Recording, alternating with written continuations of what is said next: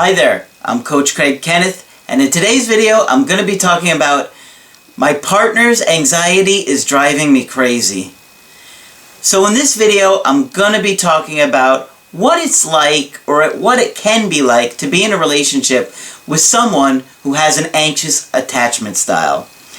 So a lot of you guys who are watching may have an anxious attachment style yourself, and watching this video is going to help you gain some clarity and some insight into how your behavior is affecting your partner.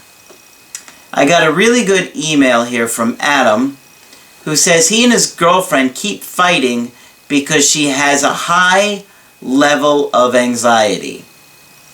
He says, "Hello Craig, I was hoping you could help me with my girlfriend. I've been dating her for just under a year now, and I'm not sure we're gonna last much longer. I'm a pretty patient guy, but I'm really getting exhausted by my girlfriend's behavior. She is anxious all the time. I had no idea until I watched your video, The Real Reason Relationships Fail. That video was incredible. Can you please help me understand her better? I know that her mother was an alcoholic and would often go out drinking, leaving her at home with her older brother. She was sexually abused by a neighbor numerous times when she was young. She oftentimes can't remember all the details, but it was pretty bad." Well, unfortunately, sexual abuse is a lot more common than a lot of people even want to acknowledge. And I think that 1 in 4 girls reports it, and I think the statistics would probably be a lot higher if more girls weren't so afraid of all the consequences that come with it. You know, not consequences like they've done something wrong, but they feel shame, they feel guilt, they know other people may look at them differently, and so there's a lot that goes on with it and why they don't report it. But trauma and anxiety affect your memory, and it often makes you feel like you're in like a fog-like state. And, you know, sometimes people can repress abuse and abusive situations. And when something is so traumatic, it kind of, our brain can't handle it sometimes, and it forces things onto the unconscious. Now, in extreme cases, the brain can actually dissociate. And this is how people have multiple personalities. What happens is that, like say somebody had an extreme case of sexual abuse, sometimes the brain can't handle the trauma, so it splits. And these other personalities develop to help handle the trauma. It's a coping mechanism in a sense. It's not, well, it is a healthy one, but it's not a healthy one. It's not healthy in the sense of, because look at how the trauma, how intense and painful it was, but it's doing it to help you survive, right? So what happens is that if you kind of imagine a pizza, right, before it's cut, imagine that each time somebody had a trauma happen, like a severe trauma, like severe abuse, it's like cutting another slice, and each slice is like a new personality. And each slice takes on a part of the trauma. And so that's how people handle these traumas, is that each personality takes on a part of the trauma that the other personality doesn't remember.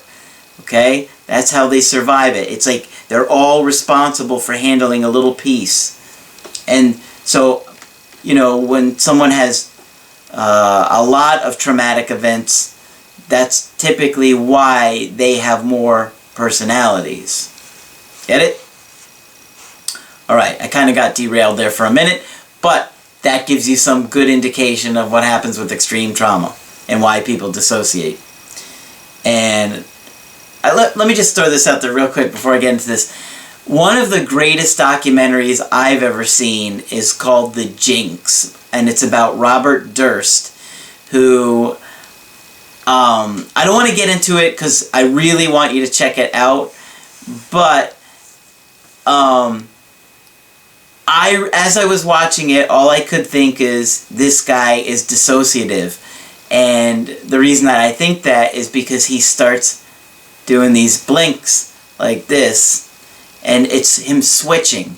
It's an indicator that somebody's switching in between the personalities. So check out that documentary. It's really good, called The Jinx. So let me get back into the email. He says, his girlfriend's behavior is so erratic. He said, I'm overwhelmed and confused. We argue over small things every day, like female friends texting him, me wanting to go out with my guy friends, even me wanting to go see my parents for a few hours. It's like every little thing causes her to get angry. Okay, so first and foremost, you have to understand that this girl is terrified. She wasn't taken care of by her parents, and the people who were supposed to keep her safe didn't. So, she's overwhelmed, And remember, I've talked about this before, if a trauma is bad enough, we can't separate it from the past. So, the feelings that she's feeling from the past are coming up in the present. Those abandonment feelings from the past are coming up in your present relationship. I'm going to get into that a little bit more in a few minutes. But you have to understand, she is absolutely scared to death that you are going to abandon her. She doesn't feel safe. When her anxiety is triggered, she feels scared and alone, and she doesn't know how to soothe herself. She never learned how to soothe herself. A lot of times, the way we learn to soothe ourselves is in our early childhood by hearing our parents soothe us. And so we slowly incorporate that, internalize it, and we learn to soothe ourselves. So if you have a parent that has an anxious attachment style and they have a lot of anxiety, they don't know how to soothe you. So you don't know how to soothe yourself. See how that works? So, in this case, you have to understand that your partner, your girlfriend, has never felt loved. She's never felt understood. And she's been repeatedly hurt and had her needs neglected and overlooked. She was traumatized by having to attach to others. Attaching to others doesn't make her feel safe. It doesn't make her feel good. And remember, I've talked about this too before, attaching to others is the primary way that human beings feel safe and loved and comforted. So something that's supposed to make her feel safe, loved, and comforted makes her feel traumatized, terrified, scared, and so on. So, one of the great things about understanding attachment styles is how helpful it is to understanding human behavior. And the best way I can kind of describe it is, like, for me, it's like having a crystal ball and being able to see what's going on before I even hear everything.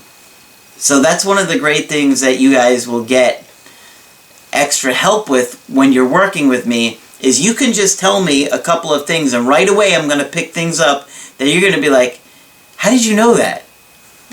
And it's because, I have such a good understanding of this stuff on attachment styles and trauma and all that stuff, so I can help you guys see things clearly and know what to do and how to handle it. So here are just some of the behaviors that you can expect from somebody who has an anxious attachment style.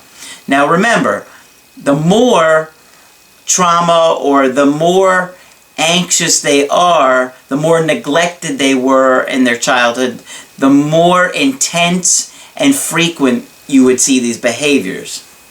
Does that make sense? There's a correlation to how much they're exhibiting the behavior as to what happened to them in their childhood. So keep that in mind. So, here are some of the things that you can expect. An inability to listen to you.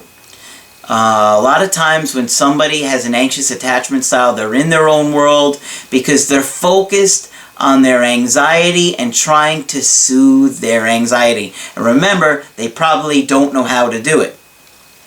They have a loud, fast-paced voice. Non-stop talking. And it's a real struggle to have a give and take conversation with them. It's just you sitting there listening to them go on and on and on. And it's because they're anxious. They're trying to soothe their anxiety by trying to connect with you and comfort themselves. But for the other person, it's just like, is this story ever going to end? It can get really frustrating, especially when it's going on day in and day out. They just, like I said, they just keep talking and talking and talking. Alright, hypervigilant to you leaving them and feeling disconnected. So, you have to remember, they have a preoccupied fear of abandonment. And any small sense of connection, remember, they're hypervigilant. They're always monitoring for disconnection. Every small little thing they're looking for.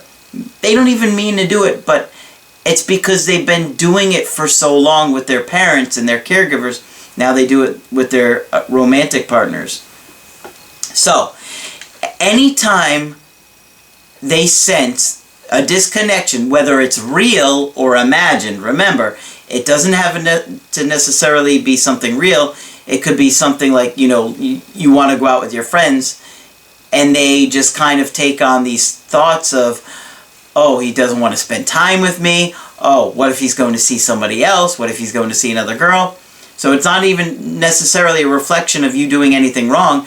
It's just that it triggered their anxiety. And if they reach out to you and try and, say, well, I don't want you to go out with your friends. I want you to spend time with me.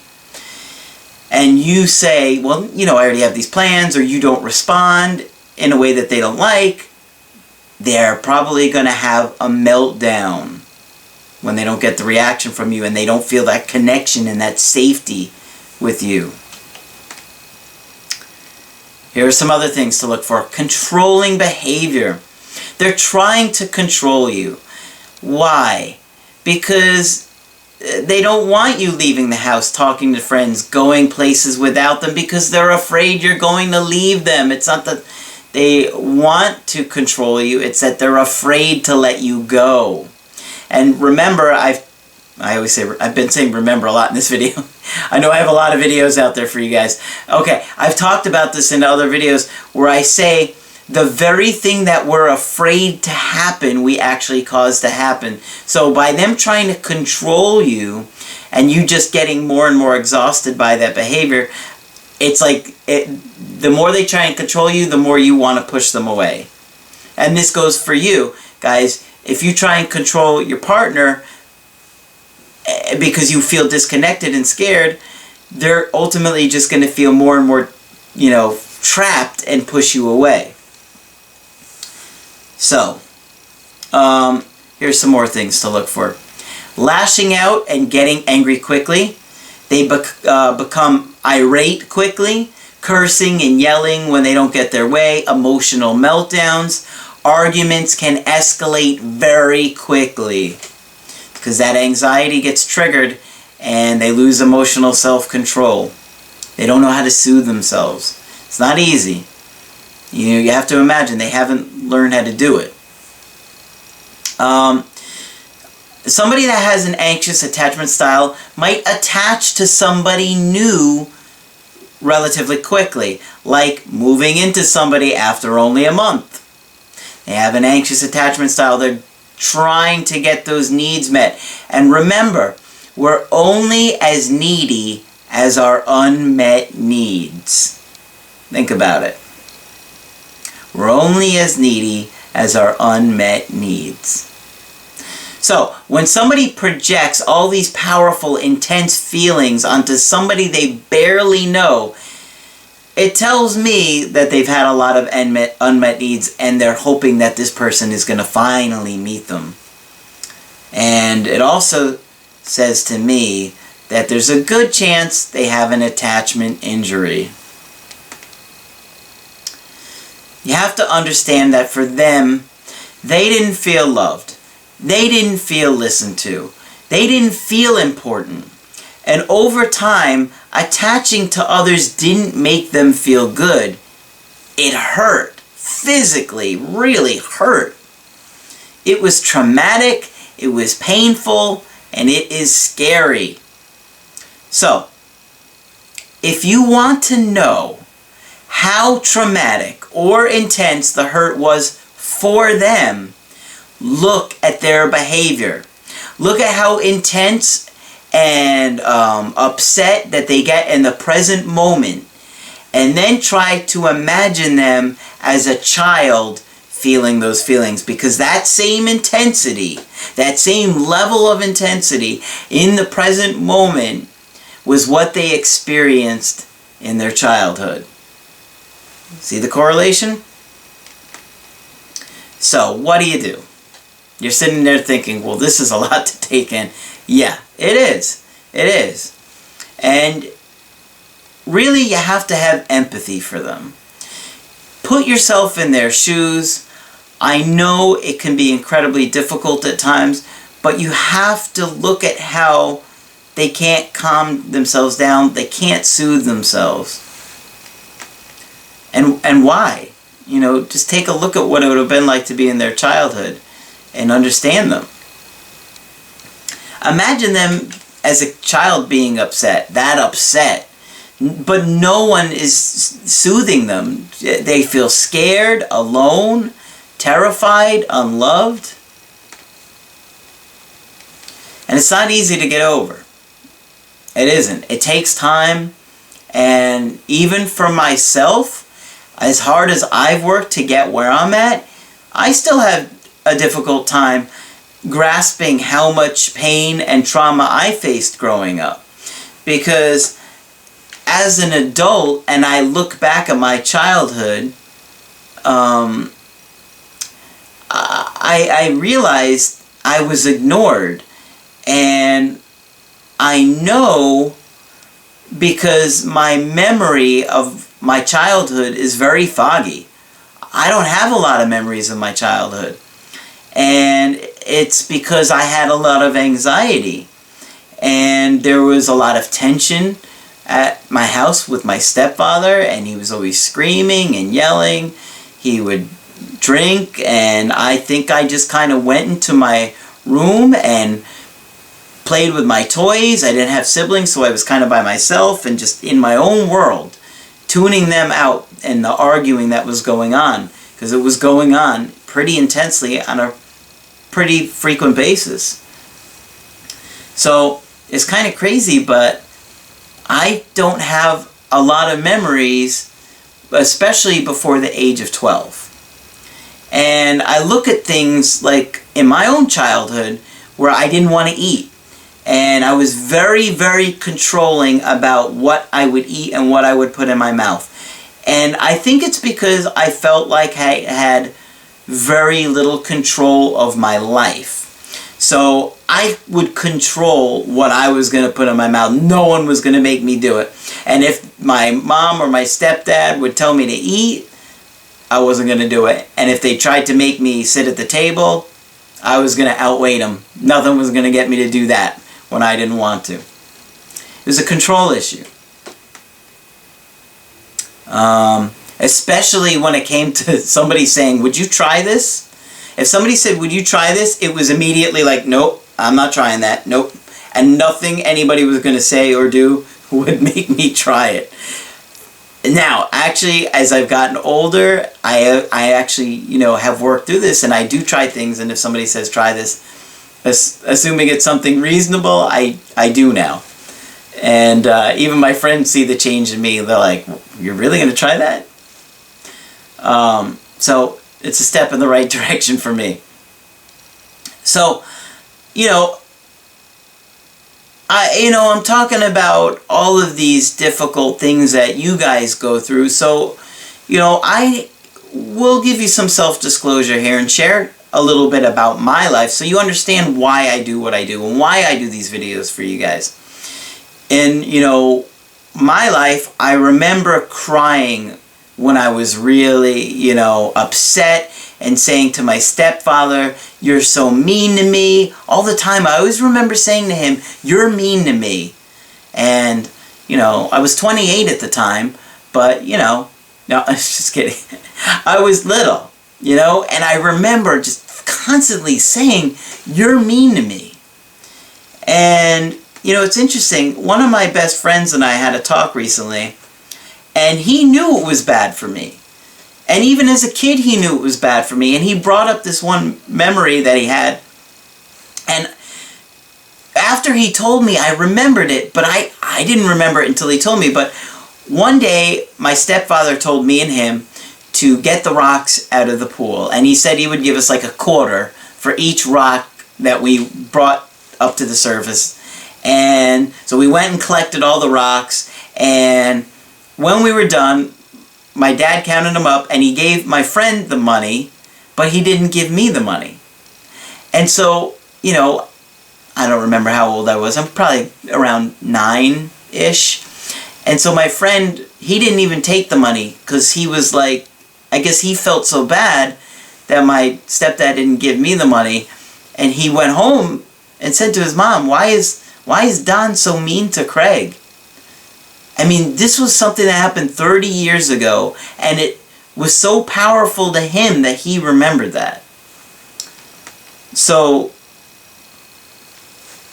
in a way,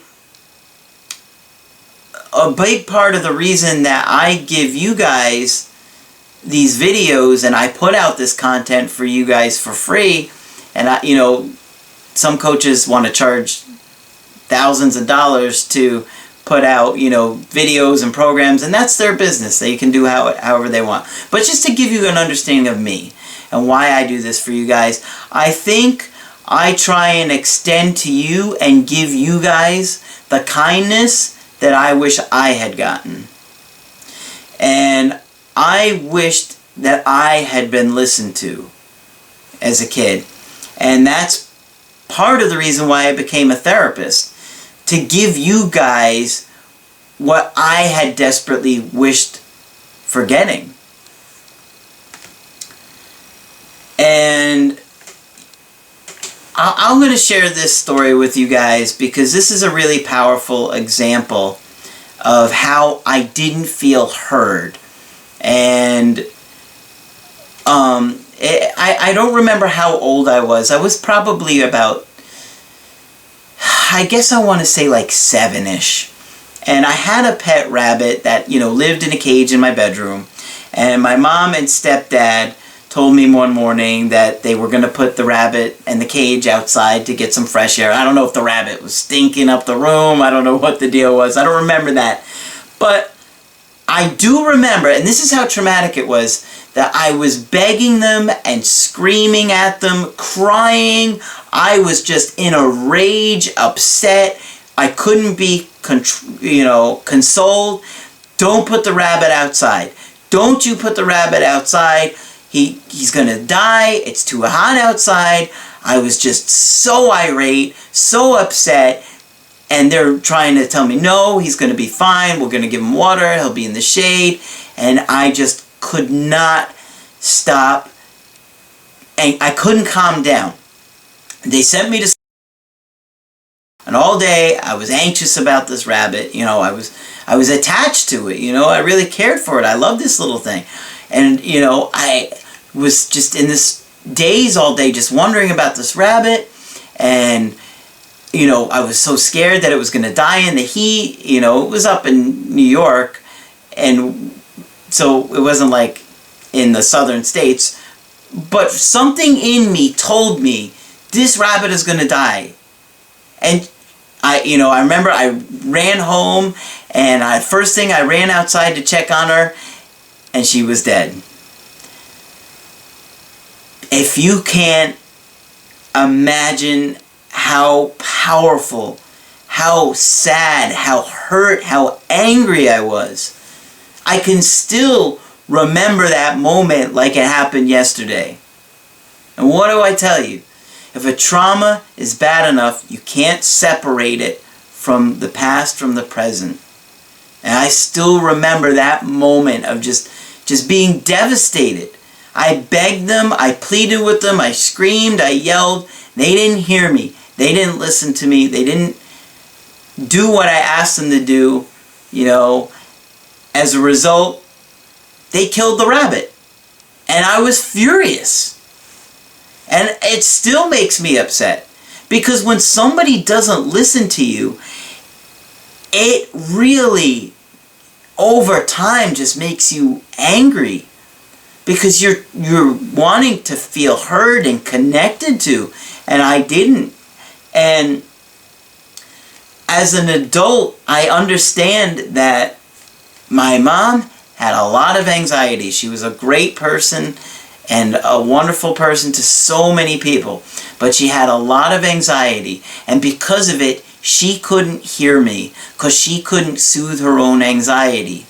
And so I didn't feel heard a lot of the times. She was in survival mode. And I could look at that objectively as an adult and see things clearly. But, growing up, it was frustrating to not feel like I was heard or validated. So, what do you guys think I'm unconsciously attracted to? If you've been watching my videos, you probably have a good idea. I'm attracted to women who don't hear me. Women who don't validate me. Women who I am overly sensitive to their needs while ignoring my own. And I have to consciously focus on what I want in order to attract the right woman. Because what do I talk about in my videos about attraction? We're attracted to the familiar.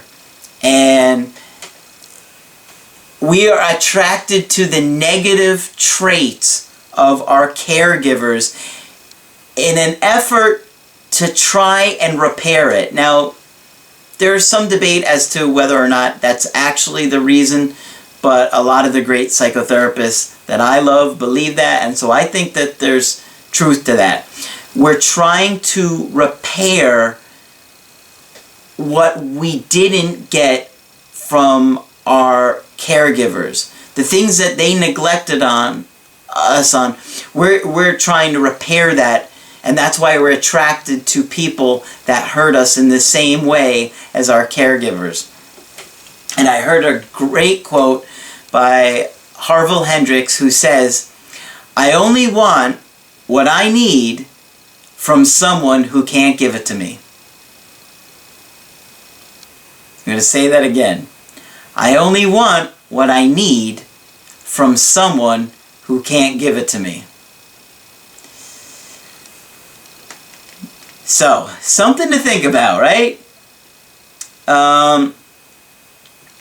In closing, if you want to make a relationship work with someone who has had a trauma or an anxious or an avoidant attachment style, you're going to have empathy. You have to understand they are very afraid of being abandoned. Their hypervigilance is always going to be causing them to look for minute things to see if you're leaving them, you're going to abandon them. And when they perceive something as a threat of abandonment, it's going to trigger their anxiety and they're going to have emotional meltdowns. Becoming conscious and aware of this is incredibly powerful and helpful. It's one of the best things that you can do for yourself, is to become conscious and aware of what's going on within you and why you do these things. And for your partner, if you have someone that has an attachment style like this, or they have attachment traumas, you need to understand them and why they're going through this, and they can heal. That's the great thing, is that when you can be empathetic towards them and understanding to them and be present with them and be curious with them about what's going on with them and why they're like the way they are, and understand them, that will actually help heal them. So, learn to become more conscious of it. Recognizing it will help you become aware of it in the present moment. Now, it's not going to happen all at once, but after some time where you both start to see the pattern and you can recognize what's going on in the present moment, you can change the way you act towards your partner, and those of you that are having the anxiety can learn to regulate it and soothe yourself. So, if you like this video and you'd like to see me do more videos like it, put a like on there. It takes you a few seconds, but I really do look at it when I'm trying to decide on more content for you guys. Subscribe to my channel because I post videos Monday through Friday. And remember, when you want to get my help personally, go to my website, askcraig.net, and sign up for the coaching option that works best for you. I'm Craig Kenneth, and I will talk with you soon.